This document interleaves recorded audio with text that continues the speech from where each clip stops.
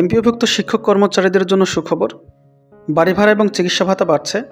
3 দপ্তরে চিঠি পাঠানো হয়েছে। ব্যয় বিবরণী চেয়ে নড়েচড়ে বসেছে শিক্ষা মন্ত্রণালয়। শিক্ষকদের দাবি 20% বাড়ি ভাড়া এবং 1500 টাকা চিকিৎসা ভাতা। এক চুলো ছাড় দেবে না শিক্ষক সমাজ। আসসালামু আলাইকুম প্রিয় দর্শক, আশা করি সকলেই ভালো আছেন। যে যেখান থেকে আমাদের এই গুরুত্বপূর্ণ ভিডিওটি দেখছেন, সবাইকে শুভেচ্ছা এবং অভিনন্দন। এমপিওভুক্ত শিক্ষক কর্মচারীদের দীর্ঘদিনের দাবি 20% বাড়ি ভাড়া এবং 1500 টাকা চিকিৎসা ভাতা নিয়ে অবশেষে নড়েচড়ে বসেছে শিক্ষা মন্ত্রণালয়। কত টাকা প্রয়োজন সেই হিসাব জানতে ইতিমধ্যে 3 দপ্তরে চিঠি পাঠানো হয়েছে। আজ আমরা এই বিষয়ে বিস্তারিত জানব।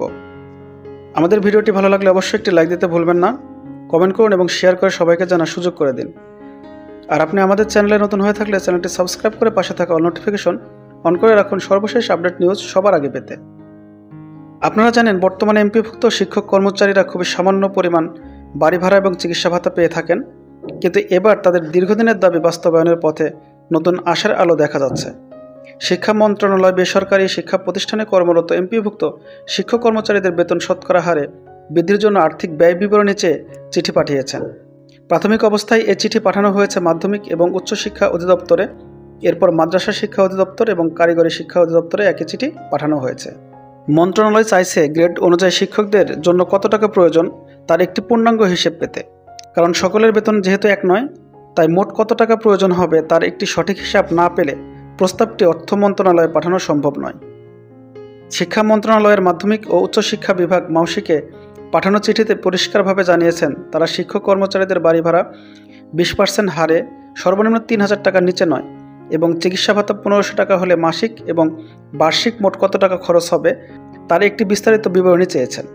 তবে এই চিঠিতে একটি গুরুত্বপূর্ণ বিষয় উঠে এসেছে। এখানে 10% এবং 15% বাড়ি ভাড়া দেওয়ার বিষয়টি নিয়েও আলোচনা করা হয়েছে।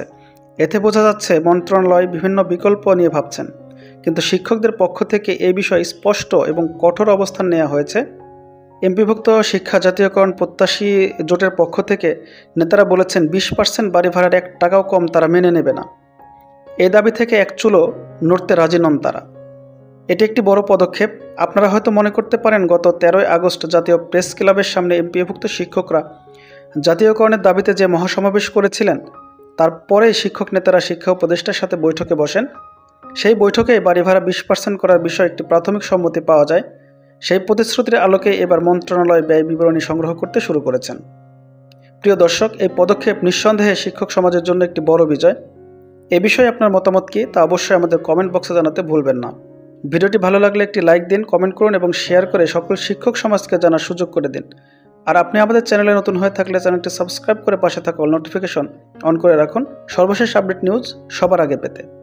আজ এ পর্যন্তই। সকলে ভালো থাকুন, সুস্থ থাকুন।